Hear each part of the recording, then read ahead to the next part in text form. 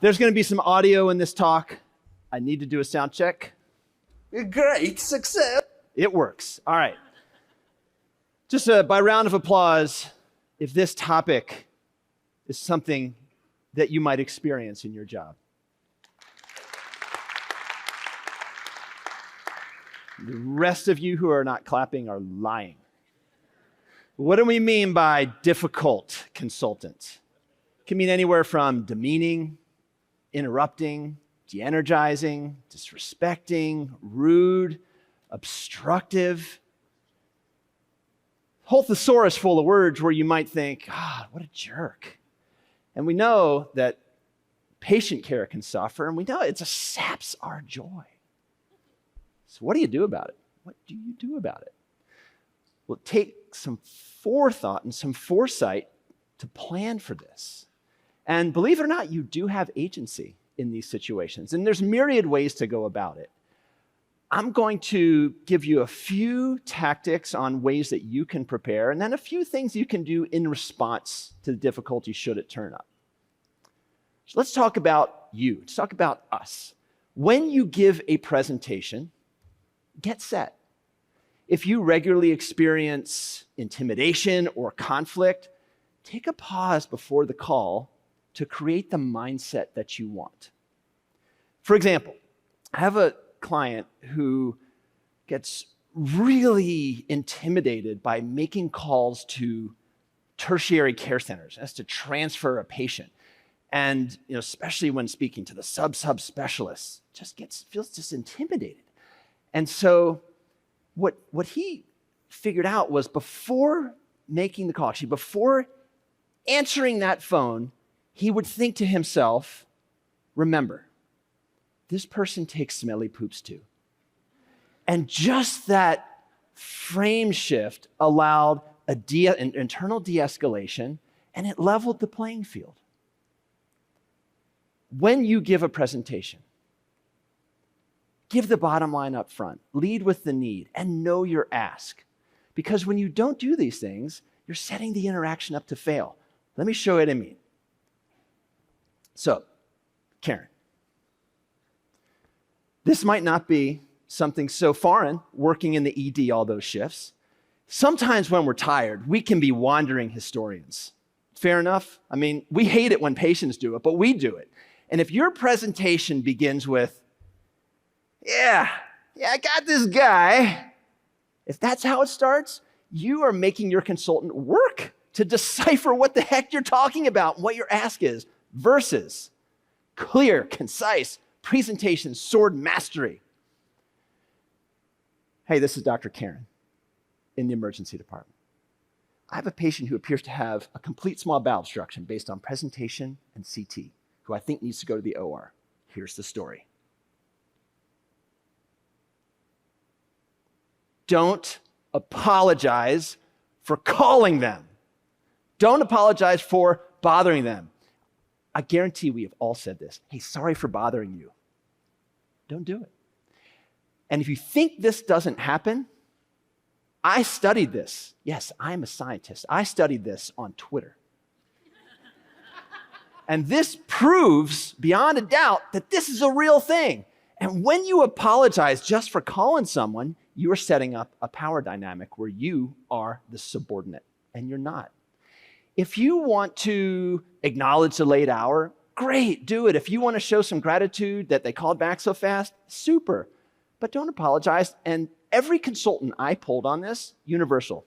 Don't apologize, but they also love it when we're nice. Now, sometimes things heat up and there is conflict. And when there's conflict, what do you want to? You want to just give it right back to them. Just, yes. No.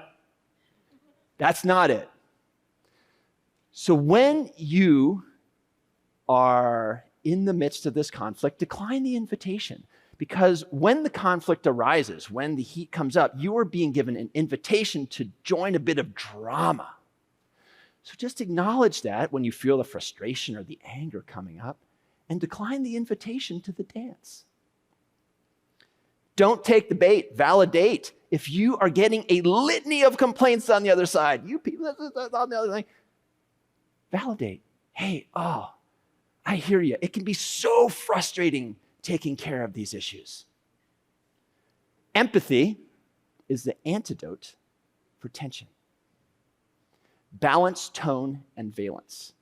If they are in full limbic fight mode, then you need to help walk them down in de-escalation. For example, if a toddler is having a tantrum, you walk them down and walk them down. If your consultant is acting like a toddler, you walk them down. Identify the barriers. What's getting in the way of X? What needs to happen for X? Transparency is the antidote for miscommunication. And the sword of insertion, which is a polite way to interrupt an escalating cycle in the conversation. So this is an interruption technique. You're getting the litany of stuff, and it is like this. Hang on, just a sec. Let me be sure I heard what you said. And then you mirror what you think they said. You might not be right, but it's a polite way to get your foot in the door and start things over.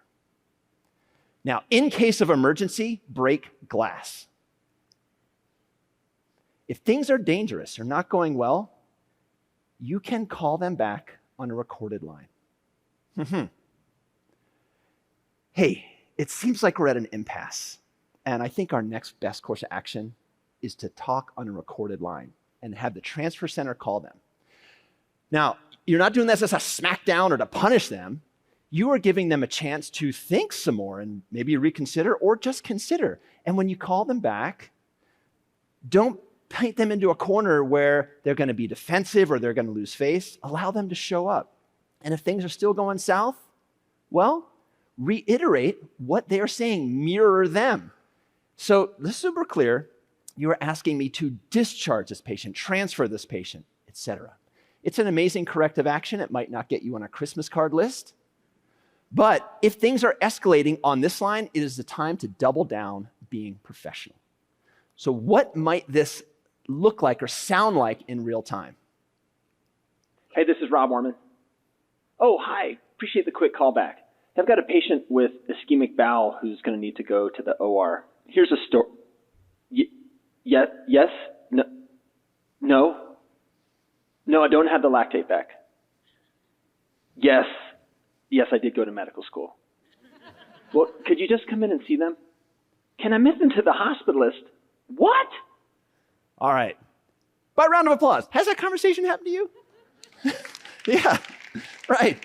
All right. That happened fast and furious. So what can we do?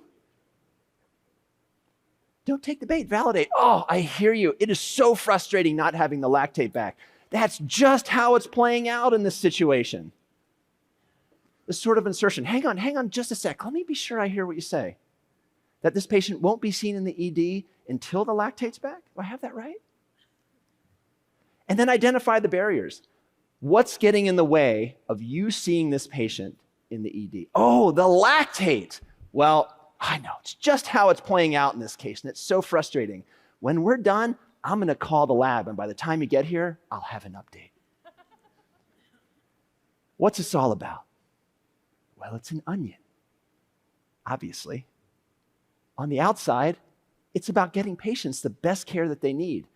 But deeper on the inside, it's about you, it's about us experiencing joy at work, because these conversations can be so draining and miserable. So this is about finding new ways and being objective and being discerning and being professional and finding an entirely new solution to what can be a difficult situation. I hope this was useful.